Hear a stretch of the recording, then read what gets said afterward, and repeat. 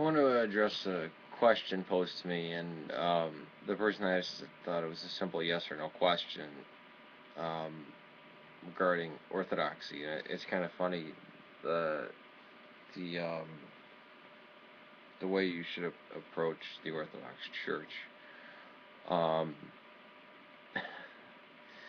in the practicing Eastern Orthodox people know what I'm talking about. Uh,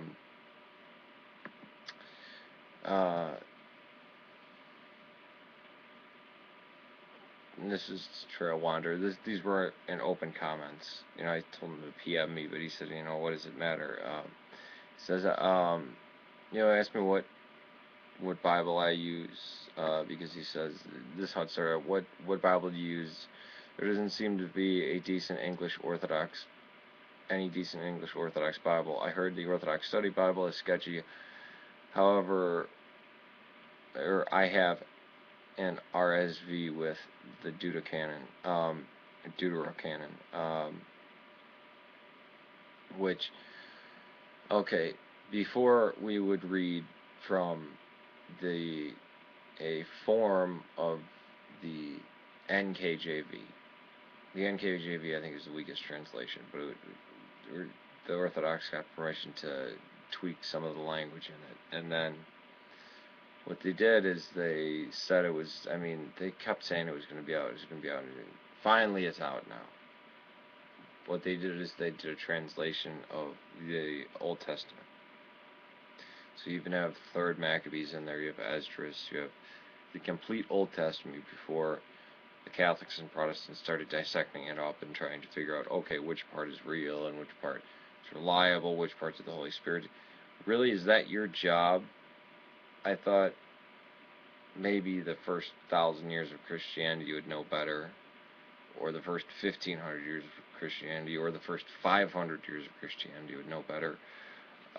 But apparently people 1,500 years removed from Christ,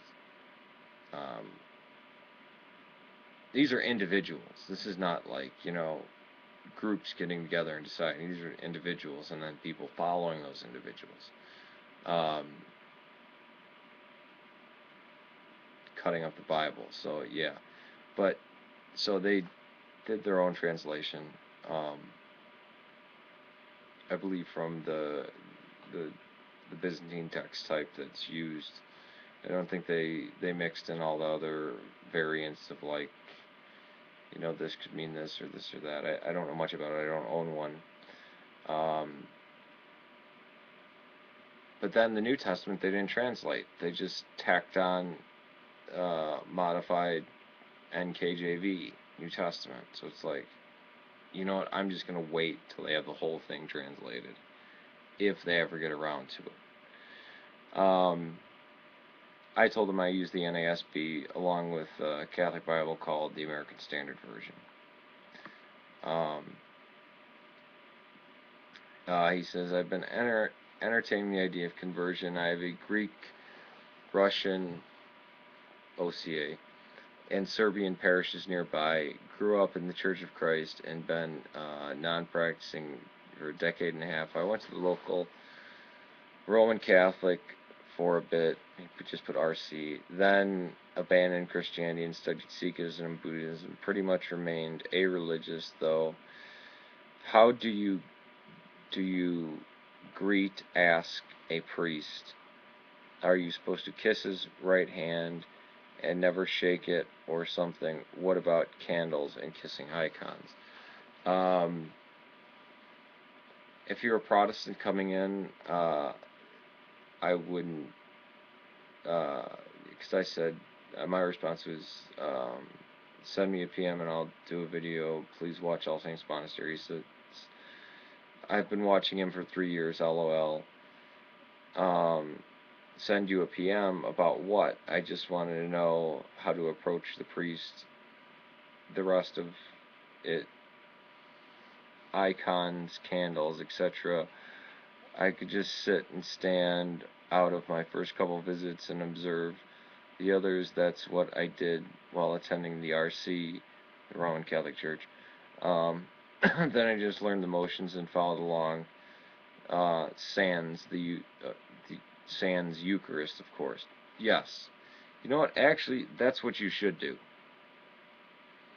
Because if you're walking in there, I mean, I walked into an OCA, put my hands out like this. Actually, let me back to the camera. Can you see this? Put my hands out like this. Now it's all weird. So obviously my hands weren't this high. I was bowed down. Said, Father bless, because in the Antiochians they'd make the sign of the cross and kiss his hand. Every time I tried to do that a couple times, and the priest just grabbed my hand to shake it. He didn't want any of that. Okay. So it depends. You look to see how they're acting, what they're doing. Normally, as an Orthodox Christian, you'd go in, you'd light a candle, and you'd go in, you'd reverence the icon. It's in the front. You'd go over, you'd light a candle to the, or this was in my parish at least. You'd reverence the icon, that the one that they change in and out of what feast day it is or what saint's day it is. Basically, crossing yourself, kiss the icon, go over, cross yourself in front of the Virgin Mary, say a prayer, silently. Stick it in the sand or in the holder or whatever, usually they're the long, naturally made beeswax candles. And if you greet a priest, it's Father bless, and then he makes sign of the cross and kisses his hand. All right, you do that upon greeting a priest, and then when leaving, you do that. If you were in a conversation with them and you're leaving, you'd say Father bless, and that was in my Antiochian parish. The OCA, it's strange because the candles are up front, the icons are behind glass a lot of the time. When I first started going to the Antiochians, I wouldn't even light candles in front of the icon of the Theotokos. I would reverence the icon, but nobody ever showed me how to do that, so I was like, whatever. And then, of course, I asked, how should I greet the priest? And, my godfather told me, he said, you could light a candle or whatever over there. I shouldn't say I never did. I rarely did that in front of the icon of Theotokos. I would now, though, absolutely. It's a strange thing when coming into the Orthodox Church. You should do exactly what you said, I said, you're right, but my response would be more complex. I will make a video for you about this because, well, a lot of reasons. But I think you got it right. When I first started, all these questions, they're not quite as simple. If you start doing that, referencing icons, things like this, it would be odd, like,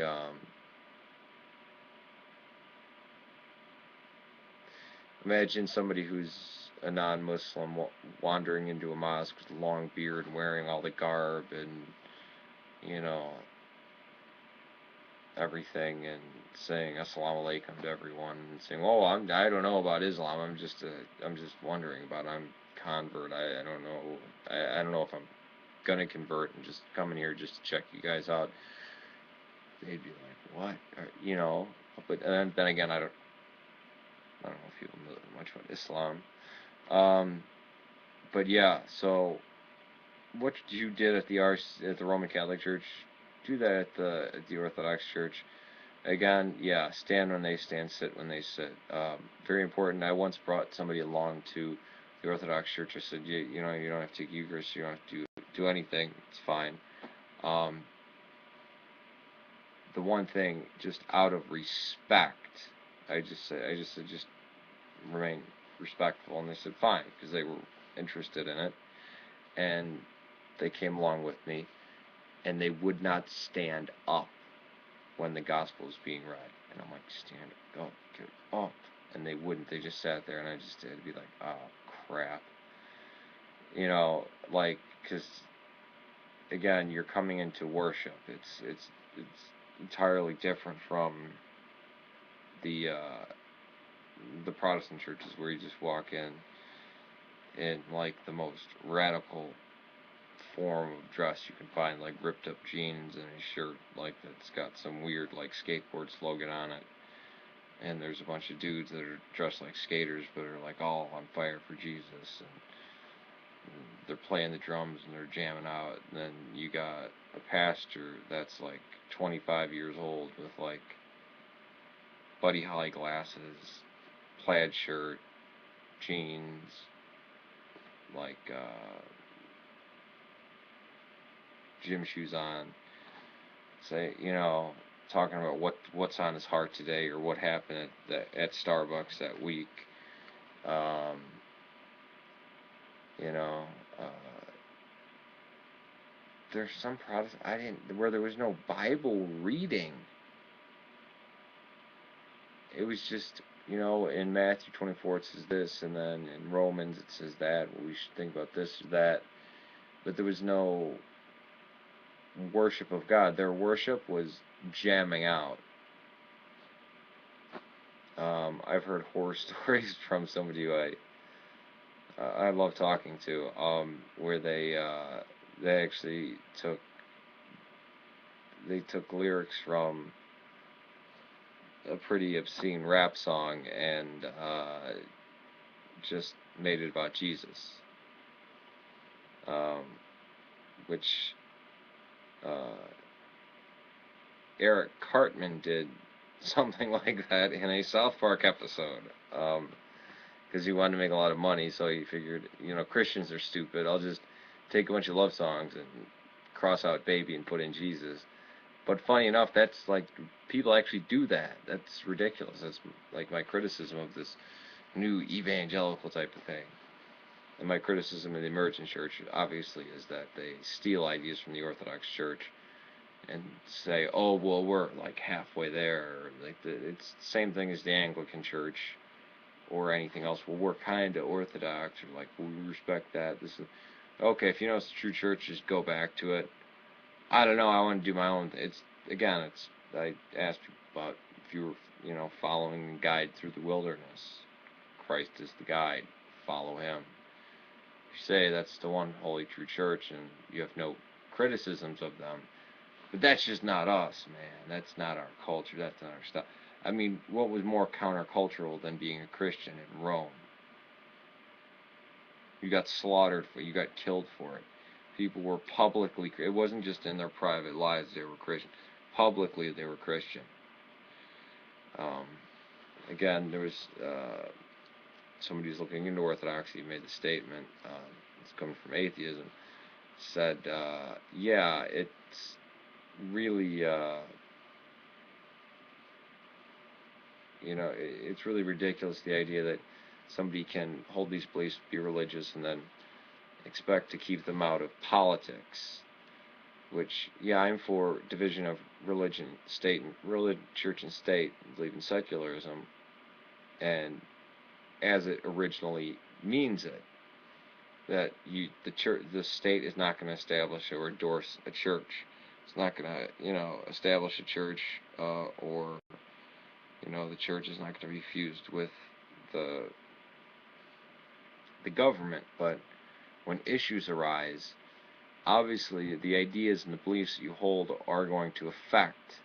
I mean, if you're against the death penalty, you're not just going to be like, well, I can't take that into account, you know, when I'm, you know, if I'm considering, if there's a vote to, take the, before make it illegal or legal, or, you know, or, you don't suspend that, like, no, like if they're your core beliefs, these are going to motivate you. I believe it was Thomas More that made a great argument about that. Like, that's totally stupid that, you know, your very central beliefs aren't going to affect the outcome. Now, I know this video's changed path a lot. My videos tend to do that. Then again, I just make them. But that's actually a whole different video. So this is actually like 3 different videos in one. But yeah, so yeah, going into an Orthodox Church, just go in there, stand when they stand, sit when they sit. Um, maybe cross yourself when they cross themselves. Wouldn't be referencing any icons at this point, or I mean, you would know how to, because if you do, you kiss the hands or the feet.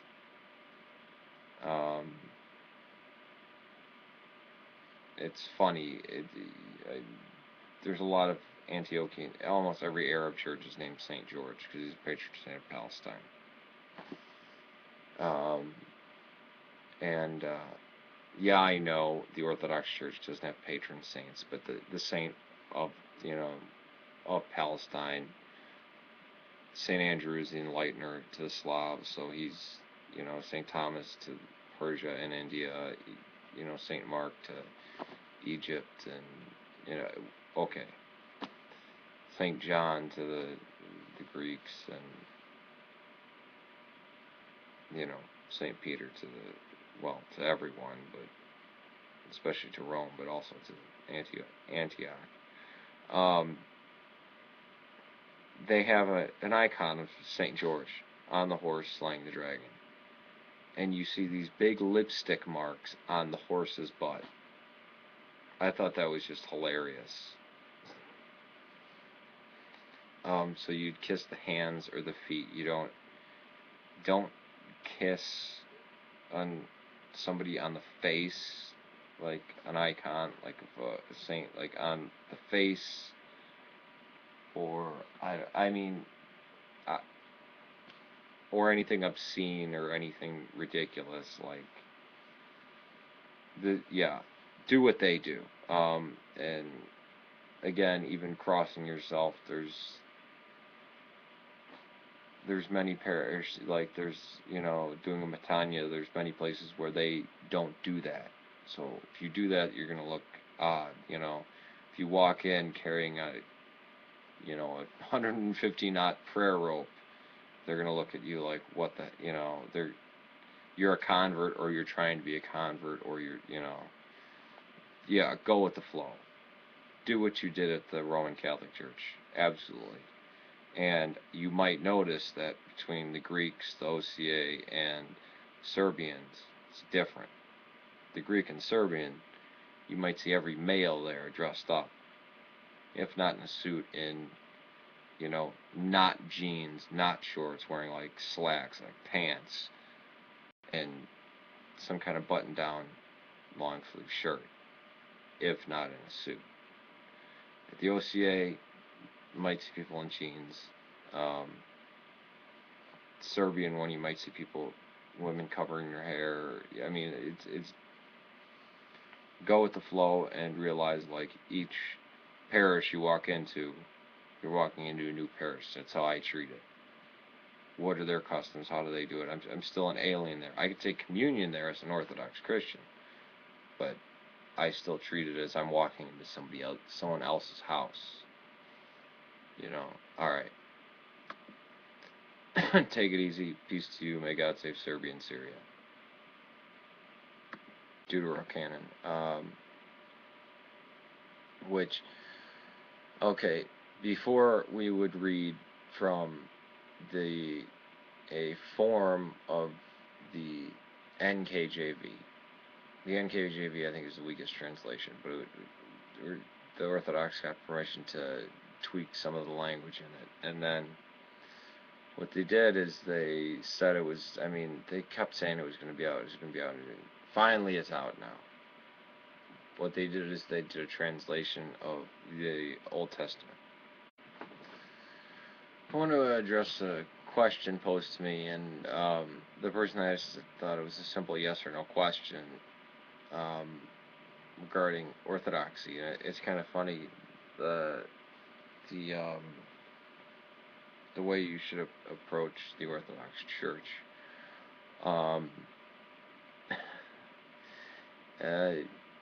In the the practicing Eastern Orthodox people know what I'm talking about.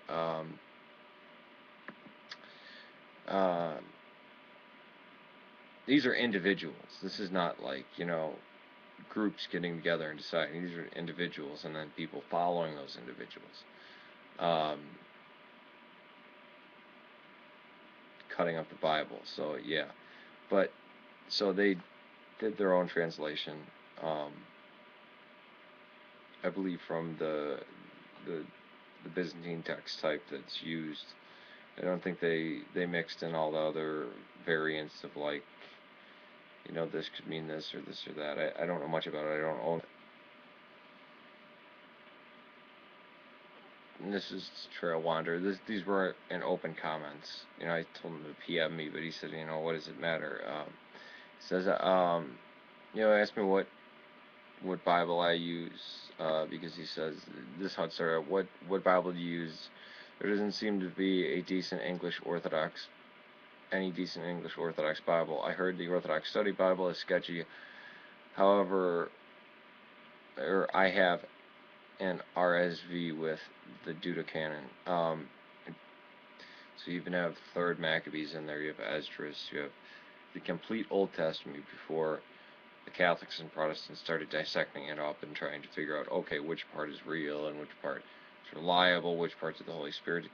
Really, is that your job? I thought maybe the first 1,000 years of Christianity you would know better, or the first 1,500 years of Christianity, or the first 500 years of Christianity would know better. But apparently people 1,500 years removed from Christ